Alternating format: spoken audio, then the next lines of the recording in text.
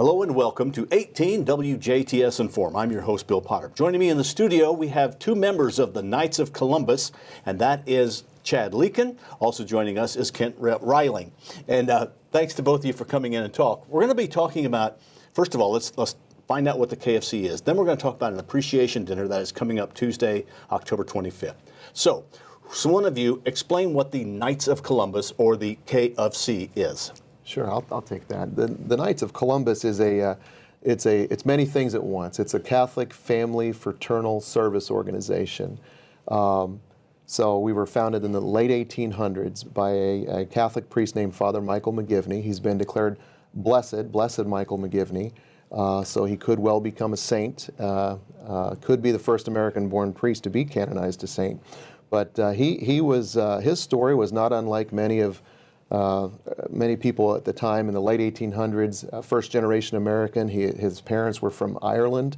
He was one of 13 children, and he experienced, this was in New Haven, Connecticut, a lot of premature death amongst the breadwinners, and of course it was a very rough time. The churches didn't always get along in those early days of our American history.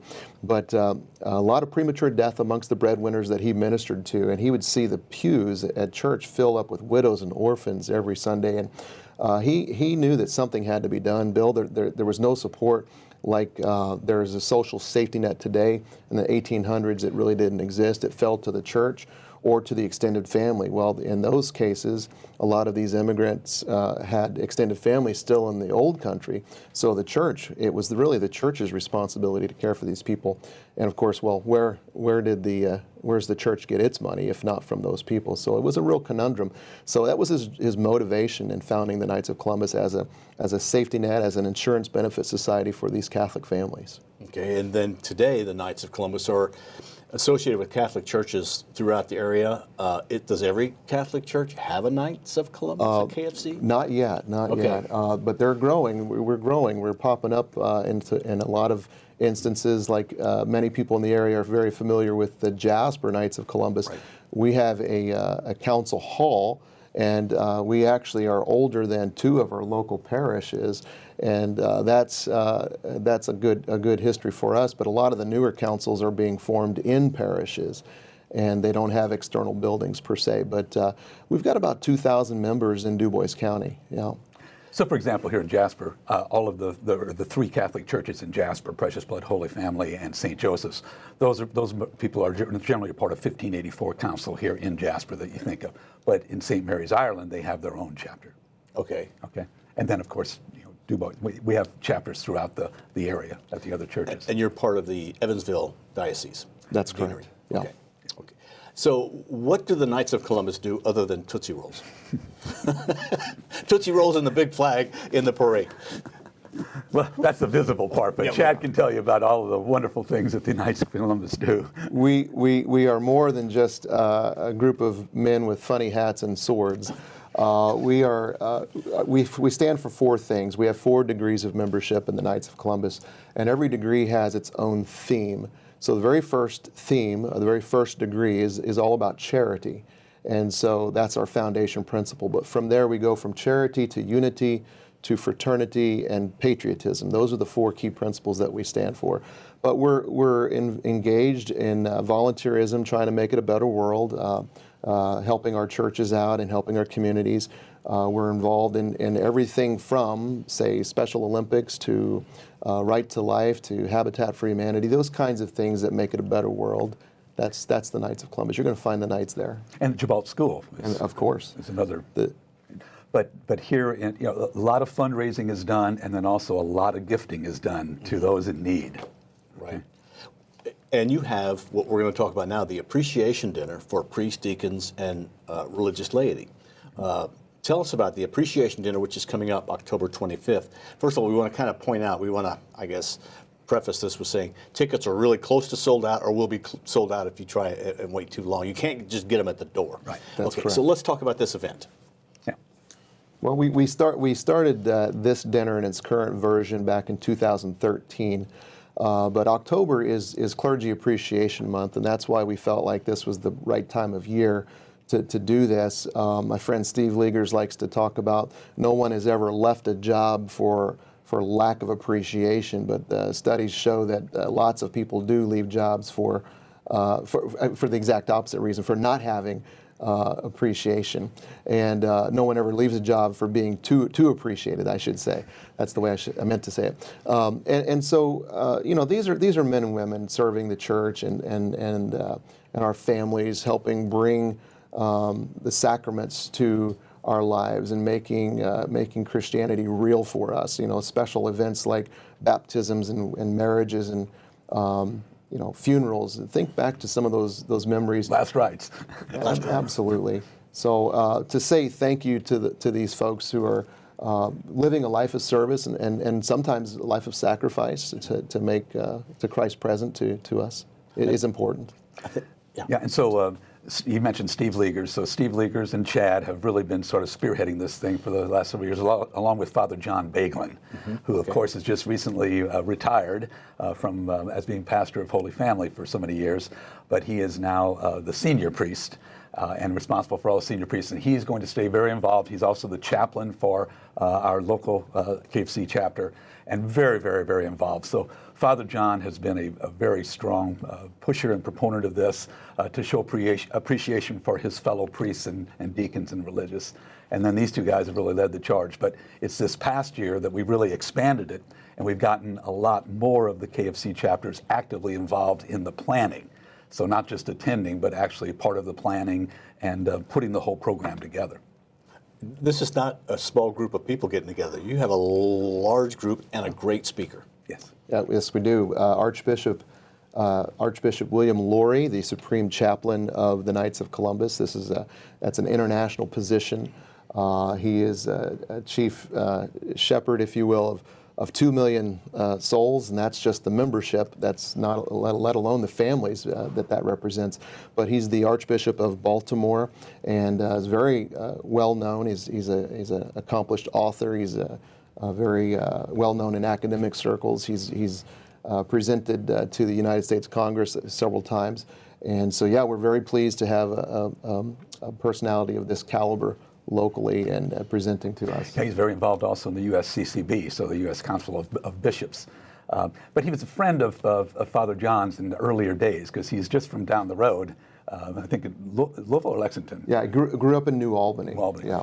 So he's sort of a local boy that's done very, very well, okay, and just very well spoken. And by the way, Chad mentioned that he's author of a book, a very important book here, The Joy of Believing, which, by the way, for all of the attendees that come to the banquet, the dinner, are going to get a copy of this book, okay? Wow. So. And when we say attendees, what's your sold out point? You're almost there or there already. Our stated goal was 600 occupants, 600 attendees for this dinner. We're at about 540 right now, and that's the number I know about. There might be a few out there who've not reported in yet, but I fully expect to hit it.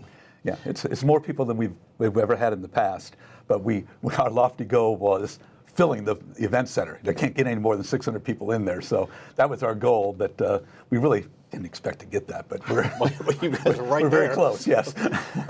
If there would be a ticket available, what do they do? Contact their local parish? Yes, there's really one place to get a ticket now, and that's from me. Okay. You can call me. I don't mind giving my phone number. You can call me directly at 812-630-6656. Or contact your local parish office. They'll put you in touch with me.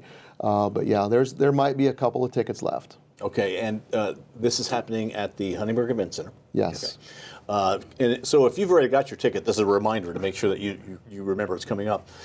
This has really only been done in 9 years, so this is a fairly new event. What's the purpose?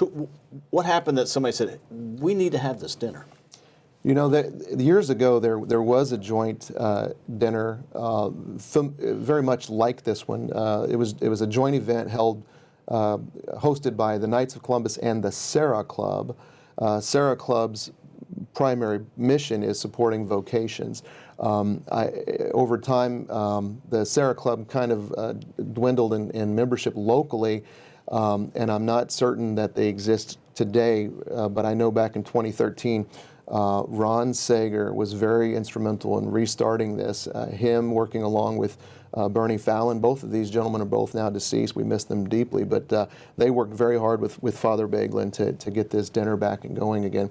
I mean, you can think back in the golden age of, just wasn't too long ago, where we had lots of priests, lots of religious serving and ministering in our schools, in our churches, in our hospitals, and now, I was telling someone the other day, I really hate to think about the possibility of Jasper having one priest with these three large churches, and we need to really promote vocations where they are, and because they're out there, and I want to make sure that I would hope that people are responding, that the families are promoting them with their children, and but the ones who've already spent their life or are serving their lives in this capacity, we would definitely want to say thanks, because they represent the Lord to us, and if you're not saying thanks to God, then what's it all about? And it's really about appreciation for all that they do. And we want to encourage the people that attend especially to get more involved. We need the laity more involved in helping out. So it's not just, the dinner is one thing where we're going to be there and we're going to have this show of force, so to speak, to recognize all of them. But it's secondarily to encourage everyone to continue this on outside of the dinner and on a regular basis of showing their appreciation daily, as well as doing everything that they can to help. We need to get more help from the laity. And this priests, deacons, and laity, Religious. Yes. Appreciation dinner is not just the Jasper Knights of Columbus. This is many different KFCs, councils. That's correct. So the diocese is made up of several deaneries, and our deanery, the East Deanery, is basically Du Bois and Spencer counties, and all the parishes in that area. And so we've got several KFC councils that service that area. You've got Ireland, Jasper, Celestine, St. Anthony, Huntingburg, Ferdinand. You've got Santa Claus, Rockport. So we're all over the place, and there's room for growth even. I mean, there's a couple Catholic men out there who haven't joined us yet, but we're open, and the event is open to the public. Yes. I think that's important to point out, that this isn't just a Knights of Columbus thing. It's something that we're doing where everyone can be involved. Everybody can say thank you to these priests and religious. And if you'd like more information on Knights of Columbus, what do you do? Sure, call me. My number is 812-630-6656. Now, we also want to, we've talked about our Archbishop Laurie being there, but we also have Bishop Siegel, who's going to be there. Yes. So he will be definitely a key part of the program also. All right. And then we also have Knights of Columbus from the state and from the district and others that are going to be here also to show their support. Again, this is Tuesday, October 25th. Tickets are almost sold out. Call today if you want a ticket. And thanks, gentlemen, for being our guests. Yes, I might say yes, doors please. open at 6:30. Okay. The dinner is going to be served promptly at 7 o'clock. And we want people to get there as early as possible so that they can, we're going to have some entertainment as we're being seated. And then also so we can get everybody seated, because there's going to be a lot of people there. Yes. A lot of people. That's a lot. And then everybody gets a book. That's excellent. Thank you to our guests, Chad Lueken and Kent Reying, who are with the Jasper Knights of Columbus, inviting you to the Priests, Deacons, and Vocations Appreciation Dinner, and also the sisters as well. We want to make sure that they're included as well. Thank you, gentlemen. Thank you for watching 18 WJTS. We are local people watching local people.